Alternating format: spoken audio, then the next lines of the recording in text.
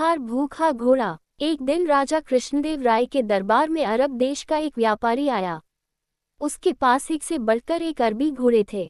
व्यापारी ने हट्टे कट्टे और तंदुरुस्त अरबी घोड़ों की राजा कृष्णदेव राय के सामने इतनी तारीफ की कि उन्होंने फौरन उन घोड़ों को खरीदने का मन बना लिया। अच्छी कीमत देकर व्यापारी से सारे घोड़े खरीद लिए गए। व्यापारी खुशी खुशी वापस चला गया। महाराज बहुत खुश थे, लेकिन जब घोड़ों को रखने की बात सामने आई तो समस्या खड़ी हो गई। सारे अस्तबल पहले से ही भरे हुए थे, उनमें नए घोड़ों को रखने का स्थान नहीं था। इस समस्या का निदान राजगुरु के सुझाया। राजगुरु ने महाराज को परामर्श दिया कि जब तक इस घोड़ों को रखने के लिए नया अस्तबल तैयार न हो जाए, क्यों न एक एक घोड़ा हम मंत्रियों, दरबारियों और प्रजा में बांट दे। वे उन घोड़ों की देखभाल करेंगे और उसके बदले हर महीने उन्हें एक स्वर्ण मुद्रा दी जाएगी। महाराज को राजगुरु की ये सलाह जंच गई और उन्होंने वे घोड़े अपने मंत्रियों और दरबारियों में बंटवा दिए। जो घोड़े बचे वे प्रजा में बांट दिए गए। महाराज का आदेश था, इसलिए सब लोग चुपचाप घोड़े लेकर अपने अपने घर चले गए।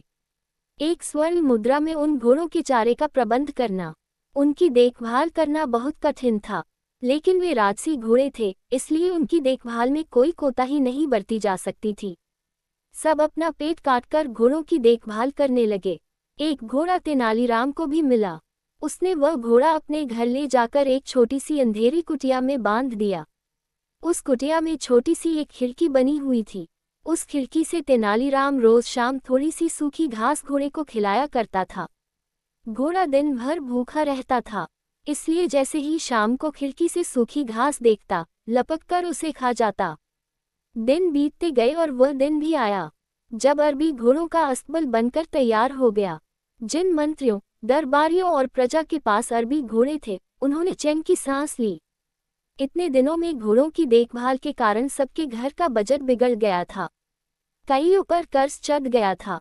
खैर, वे घोड़े लेकर राजमहल पहुंचे। इधर तेनालीराम जब राजमहल पहुंचा तो उसका घोड़ा नदारद था। महाराज के पूछने पर वह बोला, महाराज क्या बताऊं, वह घोड़ा बहुत ही ज्यादा खूंखार हो गया है, किसी पर भी हमला कर देता है। मुझमें तो इतना साहस नहीं कि उसके अस्तबल में घुस पाऊं, इसलिए मैं उसे नहीं ला पाया। महाराज कुछ कहते इसके पहले राजगुरु बोल पड़े, महाराज तेनालीराम की बात पर विश्वास नहीं किया जा सकता। अवश्य घोड़ा सही सलामत नहीं है, इसलिए तेनालीराम बहाना कर रहा है। हमें वहां जाकर वास्तविकता का पता लगाना चाहिए। महाराज ने राजगुरु को कुछ सैनिकों के साथ तेनालीराम के घर जाकर घोड़े को लाने का आदेश दे दिया। राजगुरु सैनिक लेकर तेनालीराम के घर पहुंच गए। साथ में तेनालीराम भी था। तेनालीराम ने उसे वह कुटिया दिखाई जहां घोड़ा बंधा हुआ था।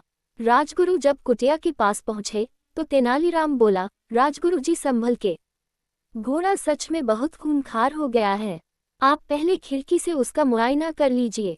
राजगुरु ने भी सोचा कि पहले खिड़की से ही मुआयना कर लेना उचित होगा। वह अपना मुंह खिड़की के पास ले गए। दिन भर से घोड़े ने कुछ खाया नहीं था। तेनालीराम शाम के समय ही उसे सूखी घास दिया करता था, इसलिए जैसे ही राजगुरु खिड़की के पास अपना मुंह लेकर गए, उनकी दाढ़ी को सूखी घास समझकर घोड़े ने मुंह में दबा लिया और खींचने लगा। राजगुरु दर्द से चीख पड़े। ये देख तेनालीराम बोला, मैंने कहा था न राजगुरु जी की घोड़ा बड़ा खूंखार हो गया है। राजगुरु क्या कहते, बस दर्द से चीखते रहे और अपनी दाढ़ी छुड़ाने का प्रयास करते रहे, किंतु भूखा घोड़ा भी दाढ़ी छोड़ने तैयार नहीं था। आखिरकार सैनिकों द्वारा तलवार से दाढ़ी काटकर अलग कर दी गई।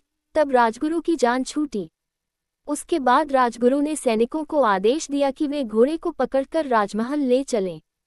घोड़े को राजमहल में महाराज के सामने ले जाया गया। राजा ने जब घोड़े को देखा तो आश्चर्यचकित रह गए। इतने महीने ढंग से कुछ खाने पीने को न दिए जाने के कारण उसका शरीर सूख गया था और वह एकदम मरियल दिख रहा था। अपने घोड़े की ये हालात देख महाराज बहुत क्रोधित हुए और तेनालीराम से बोले, ये क्या हालत कर दी तुमने घोड़े की। तेनालीराम बोला, महाराज एक स्वर्ण मुद्रा में मैं इसे जितना दाना पानी दे सकता था उतना मैंने दिया। बाकी लोग आपके डर से अपना पेट काट काट कर घोड़े की देखभाल करते रहे। वह आगे कहता गया, महाराज राज्य के राजा का धर्म प्रजा की देखभाल करना है, न कि उन पर अतिरिक्त बोझ डालना। इन घोड़ों की देखभाल करते करते और उन्हें बलवान व तंदुरुस्त बनाए रखने में आपकी प्रजा दुर्बल हो गई है। आप ही बताएं महाराज, क्या ये उचित है? महाराज को तेनालीराम की बात समझ में आ गई और उन्हें अपनी भूल का एहसास हो गया। अपनी इस भूल के लिए उन्होंने सबसे क्षमा मांगी और उन्हें इन महीनों में हुए खर्चों की भरपाई भी दी। इस कहानी से हमें ये सीख मिलती है कि अच्छी तरह सोच विचार कर ही किसी निर्णय पर पहुंचना चाहिए।